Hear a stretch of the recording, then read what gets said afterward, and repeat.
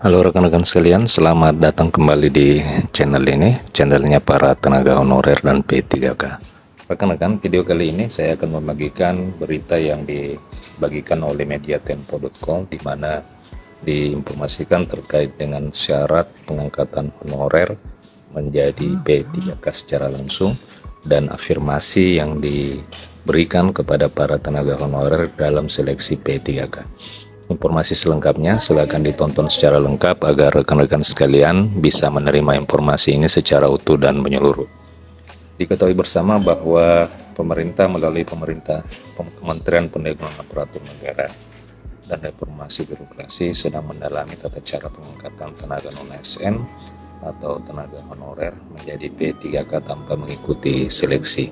Selain itu, di video ini juga saya akan membagikan afirmasi yang diterima oleh para tenaga honorer di dalam seleksi P3K. Pengangkatan honorer tersebut berdasarkan penilaian kinerja sepanjang tahun, sehingga honorer tidak perlu menjalani serangkaian tes. Kebijakan itu menjadi bagian dari penyelesaian sekitar 2,3 juta tenaga honorer di seluruh Indonesia, sebagaimana yang tertuang di dalam Undang-Undang Nomor 20 Tahun 2023 tentang ASN.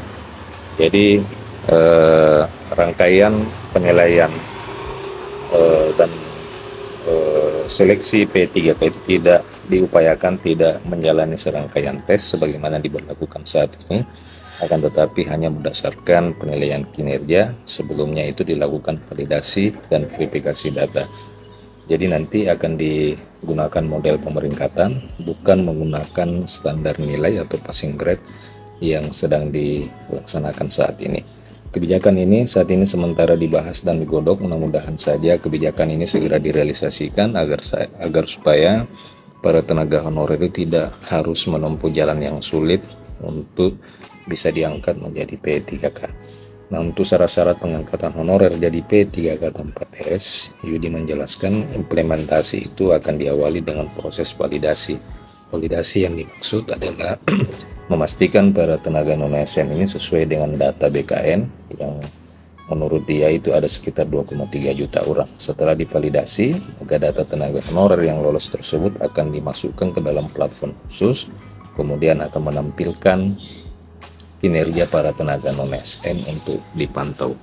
Apabila nama yang bersangkutan berada di posisi pertama, maka otomatis akan mendapatkan prioritas sebagai ASN yang akan dilantik pada 2024. Jadi nanti para tenaga honorer itu akan diperingkatkan, siapa yang